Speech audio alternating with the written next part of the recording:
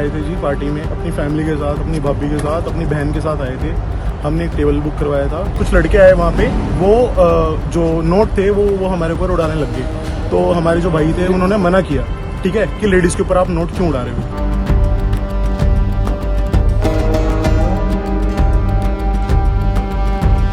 वो लड़के बाहर आए हैं जी, शरेआम उनके हाथ में रिवॉल्वर थी, पिस्टल थी जी, उन्होंने यहाँ पे लगाया हुआ, होटल के कैमरे में पूरा आया हुआ है। हमारी कोई सुनवाई नहीं हुई है।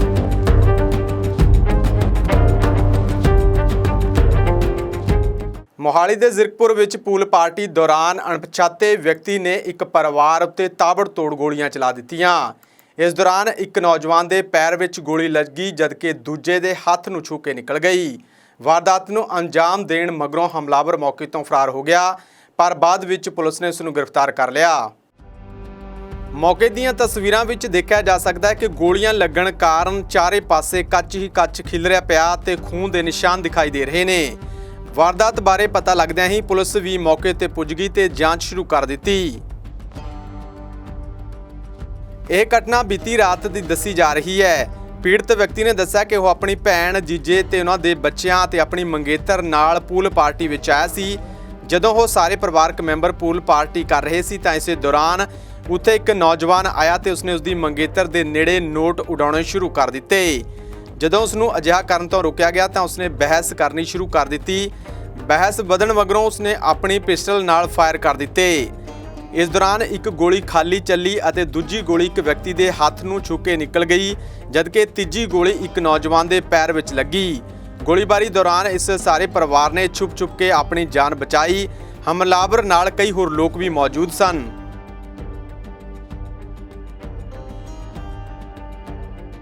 सर हम आए थे जी पार्टी में अपनी फैमिली के साथ, अपनी भाभी के साथ, अपनी बहन के साथ आए थे।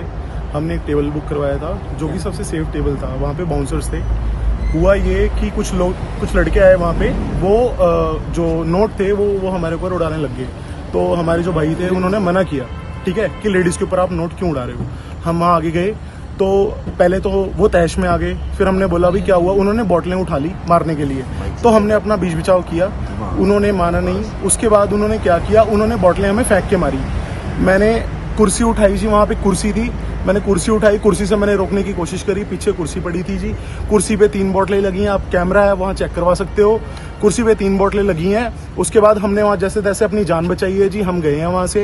उसके बाद वो लड़के बाहर आए हैं जी, शरेआम उनके हाथ में रिवॉल्वर थी, पिस्टल थी जी, उन्होंने यहाँ पे लगाया हुआ, होटल के कैमरे में पूरा आया हुआ है। हमारी कोई सुनवाई नहीं हुई है। अभी पुलिस क्या बात कर रही है आपसे? पुलिस ये कह रही है जी कि आप बताओ लड़के कौन थे। हमें जी क्या पता, हमें क्या पता लड़के कौन थे। अगर हमें पता ही होता हम नहीं पकड़ लेते उनको, हम जाके नाम नहीं लिखवा देते। हमें क्या पता जी लड़के कौन थे। हुआ है उसका क्या नाम है? जो इंजर्ड हुआ है वो हमारा लड़का, हमारा भाई है, हमारे क्या साथ नाम है? हमारे घर पे काम करता है। उसका नाम करण है जी, करण चौहान है, वो राजस्थान का है।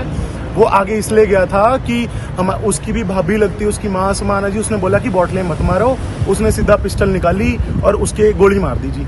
पिस्टल निकाल के गोली चलाई, उसके पैर में लगी जी। हमने बहुत मुश्किल से अपनी जान बचाई जी। हम वहाँ भाग गए, हमने कुर्सी उठाई है जी, कुर्सी उठा के हमने रोकने की कोशिश करी है। आप वीडियो चेक करवा सकते।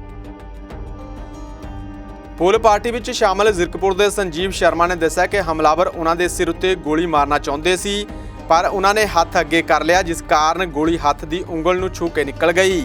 ਸੂਚਨਾ ਮਿਲਣ ਮਗਰੋਂ ਮੌਕੇ ਤੇ ਪੁੱਜੀ ਪੁਲਿਸ ਨੇ ਘਟਨਾ ਸਥਾਨ ਤੋਂ 2 ਜ਼ਿੰਦਾ ਕਾਰਤੂਸ ਤੇ 3 ਖਾਲੀ ਖੋਲ ਬਰਾਮਦ ਕੀਤੇ। ਇਸ ਦੇ ਨਾਲ ਹੀ ਪੁਲਿਸ ਨੇ ਪੂਲ ਪਾਰਟੀ ਵਿੱਚ ਸ਼ਾਮਲ ਲੋਕਾਂ ਕੋਲੋਂ ਪੁੱਛ ਪੜਤਾਲ ਵੀ ਕੀਤੀ। ਇਸ ਤੋਂ ਇਲਾਵਾ ਪਾਰਟੀ ਵਿੱਚ ਸ਼ਾਮਲ ਸਾਰੇ ਲੋਕਾਂ ਦੀ ਸੂਚੀ ਹਾਸਲ ਕੀਤੀ ਜਾ ਰਹੀ ਹੈ।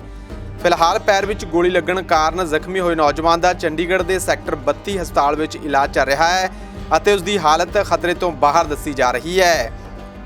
ਜ਼ਿਰਕਪੁਰ ਤੋਂ ਮੇਜਰ ਅਲੀ ਦੀ ਰਿਪੋਰਟ, ਹਮਦਰਦ ਟੀਵੀ।